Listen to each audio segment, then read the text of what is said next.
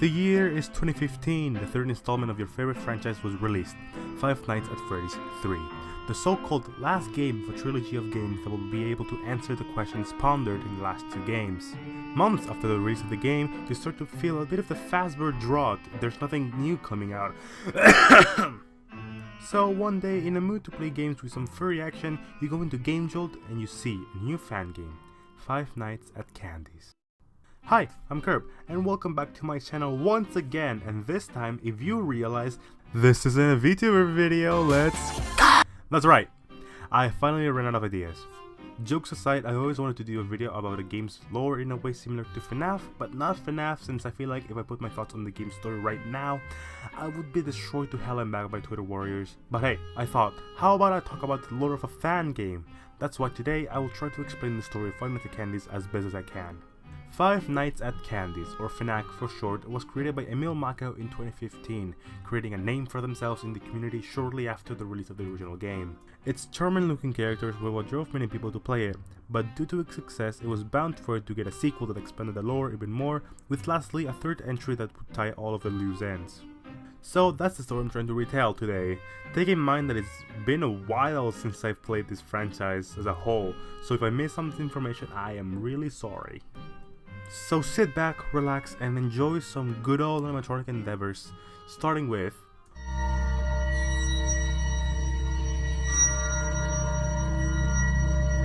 our story starts in the 1960s at the Rat and Cat Theater, a fast food restaurant opened by two partners starring as the Rat and Cat themselves.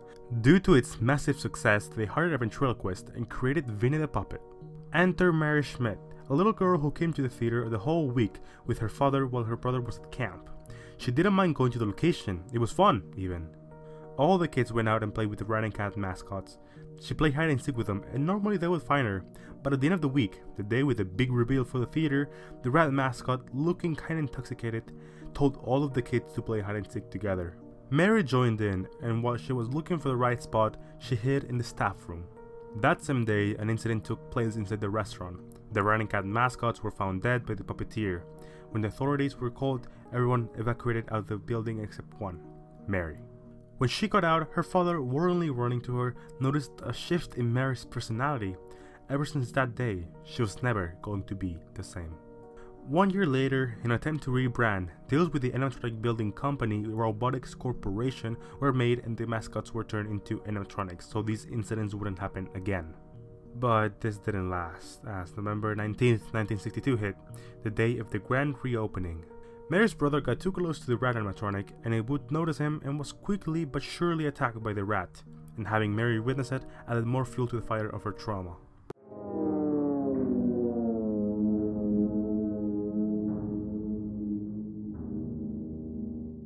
As her father was really worried for the mental health of her daughter, he took her to therapy to help her unblock the hidden memories that her brain blocked in order to protect herself from the truth. But we know that wasn't helping anyone, only made them stronger. A year after the animatronic incident, Mary was able to fight her monsters with the help of what remained of her mother, an origami cat that helped her through the night and a cassette with a song that her dad made in order for her to sleep better. This was enough for her to remember bit by bit what truly happened that day.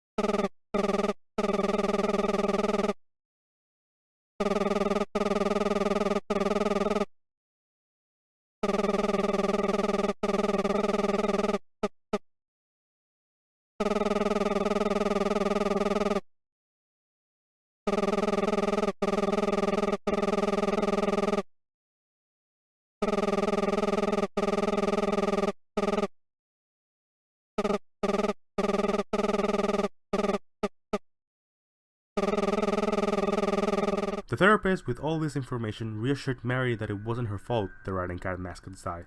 It wasn't her fault that her brother was attacked. So the therapist scheduled a meeting with the authorities so they could reopen the case and hear Mary's statement, and put to rest the crimes that happened in the Rat and Cat Theater for good. Right after the deaths of his co-workers, the puppeteer began his own acting career with his diploma and even starred in a box office hit called The Psychopath. But we all know that after Mary's confession, the puppeteer was put to trial and was found guilty. The last thing she needed to do was to face her fears one more time. An even bigger terror, Benny himself.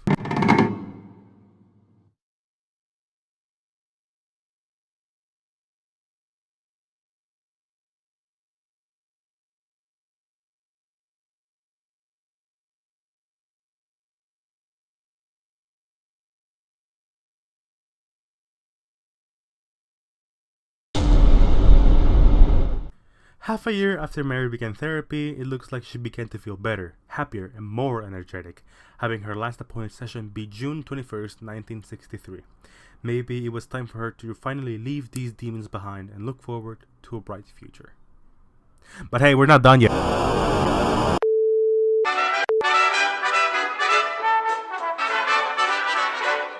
The faulty animatronics were returned to the factory after the 1963 incident to be checked for any errors that might have caused the accident. However, it was confirmed that the Rat and Cat Theater had closed down and Robotics Corp had been granted their character rights. They then made the decision to found a new company named CDC Entertainment and launched their own restaurant branch with those characters and some fresh ideas. They were aware that the rat couldn't be there due to the negative publicity it would bring the business. For this reason, they transformed the cat animatronic into Candy, a blue cat. Also, they made the character Blank, which they initially utilized as a model until coming up with the concept to use it as an animatronic that children could play and draw with. Though strange accidents have occurred over the years, Candy and Blank were spotted moving about the establishment, led to odd locations like the maintenance area, the security room, etc. etc. It is now 1987 and Mary Schmidt, who's officially older, has been hired as a surveillance security at the Robotics Corp factory. Before she was hired, she went to the updated Freddy Fazbear's Pizza. She was surprised to see a large group of kids gathered around the music box attraction, but then she saw it, the puppet. Mary wasn't as thrilled about the show as the children were since it made her think about Benny. Same facial characteristics, those lean arms and legs. Gave her shivers every time she was reminded of him. September 22nd, 1987. While she was working, she stumbled upon the camera that led to the conveyor belt where most of the robots were made, and then...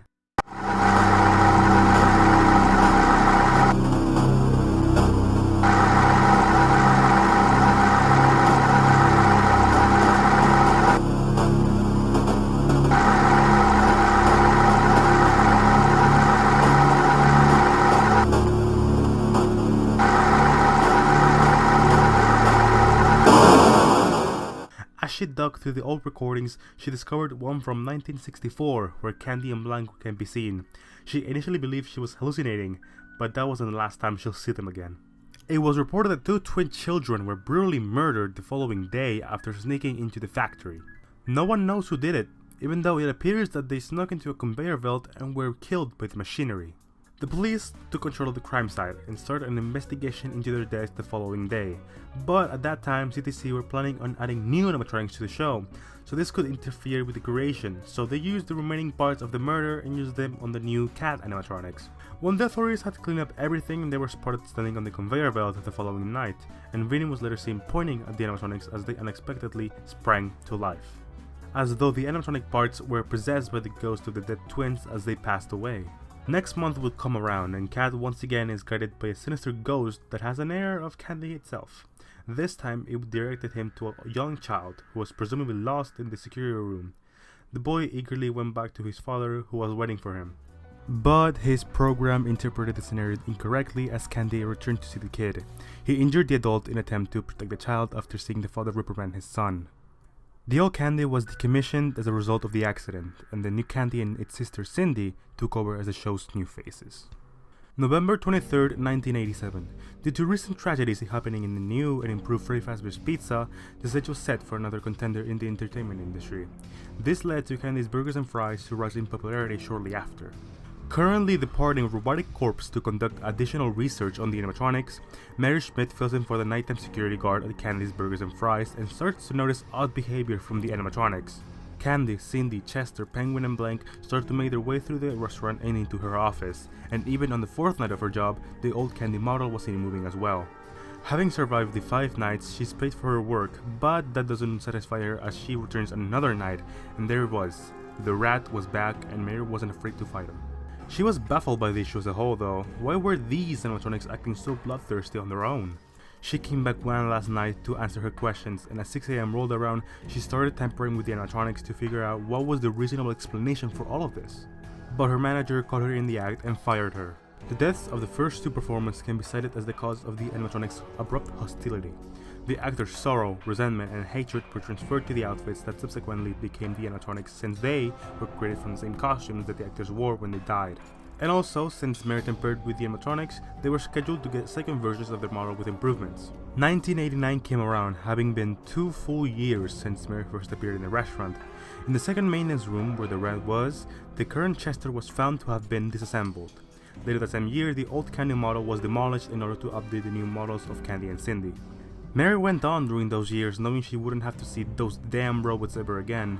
She got married and had a child she named Marilyn Schmidt.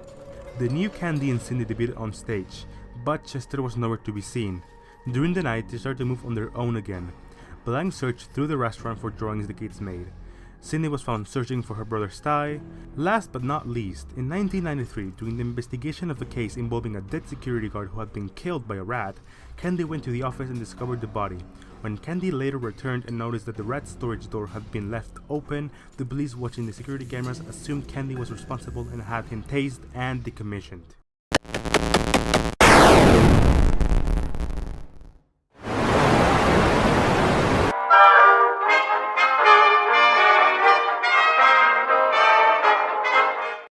The death of that security officer marked the end of Candy's. All of the animatronics were taken out of service and delivered to the factory, which was ultimately forced to close due to the claims that every one of its products was fatally unsafe. Soon later, the business declared bankruptcy. The thought of 6 whole incidents happening in betwixt 45 years was enough for the general public.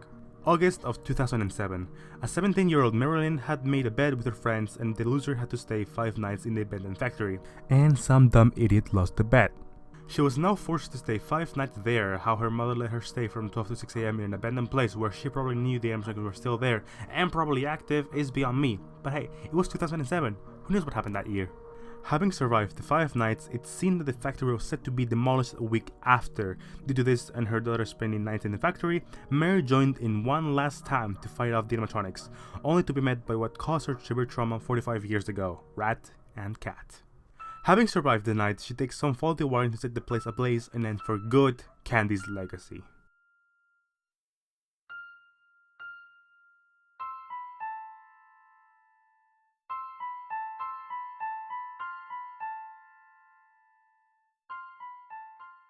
And that's how we end the story for now. What will FNAC 4 bring after?